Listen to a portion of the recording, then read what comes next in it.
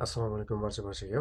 Bugun hamma uchun kerakli bir narsa haqida gaplashmoqchimiz. Ya'ni Litvaga kelgan har bir insonni eng katta orzularidan biri bu oilasini yoniga chaqirish.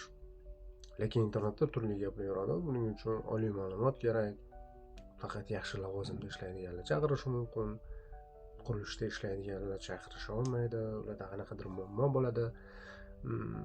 Shunaqa gaplarga bugun aniq rasmiy ravishda javob olamiz.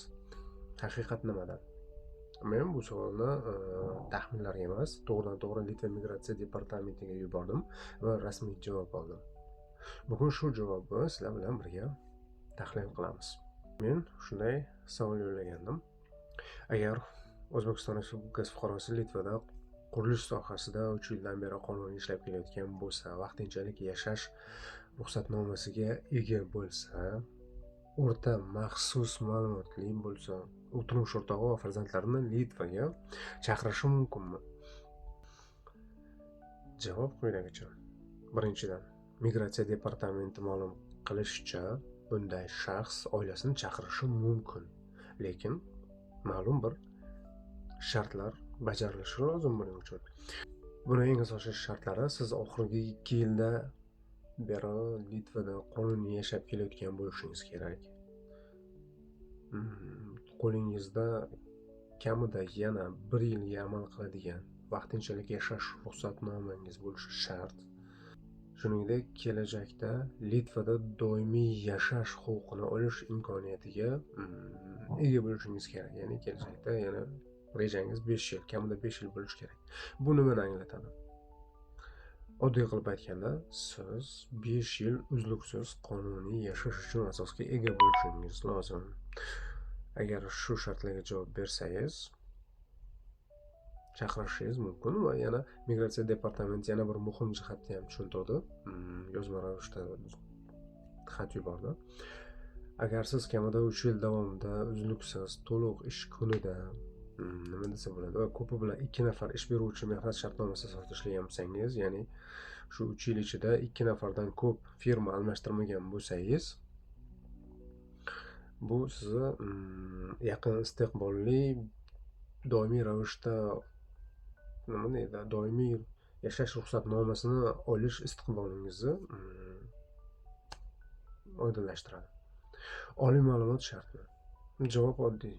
Yo'q, oliy ma'lumot shart emas. Ma'lumot darajasi umuman ahamiyatga ega emas. Kasbingiz oilani chaqirish huquqiga ta'sir qilmaydi yozishlari bo'yicha.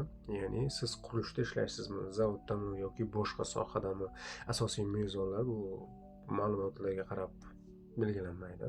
Siz yuqorida sanab o'tilgan talablarga javob bersangiz, bemalol chaqirtirishingiz mumkin. Endi esa mablag' masalasi. Ariza berish uchun sizda yetarli mablag' bo'lishi kerak. Bu ham eng asosiy qismi. Hozirgi talabga ko'ra, o'zingiz uchun oyiga 1153 yevro hisoblanadi minimalga. Har bir farzandingiz uchun esa oyiga 576 yevro 50 sent. Bu farzandingiz qancha ko'p bo'lsa, shunga qarab ko'paytira olasiz. Bu mablag'lar xullas, ko'rib turganingizdek, internetda yozilgan har bir gapga ishonish to'g'ri emas. Hammada har xil fikr bo'lishi mumkin. Hozircha men yuborgan so'rovga kelgan javob mana shunday. Eng ishonchli manba bu rasmiy idoraning o'zi. Agar siz ham Litvada ishlarsangiz va oilangizni chaqirishni rejalashtirayotgan bo'lsangiz, izohda savolingizni yozib qoldiring. Imkonim bo'lsa, bilganimcha javob berishga harakat qilaman. Agar bilmaganlarimiz bo'lsa, birgalikda migratsiya departamentiga so'rab yuboramiz. Ular xursandchilik bilan javob yuborishadi. Mana keyingi videolarimda ham ularga rasmiy manbalar asosida javob berishga harakat qilaman. Video siz uchun foydali bo'lib qolgan bo'lsa, like bosing deb o'tirmayman. Shunchaki biz musofirdamiz. Like unchalik qiziq emas. Duolaringizda eslab turing musofirlarni. Omon bo'ling.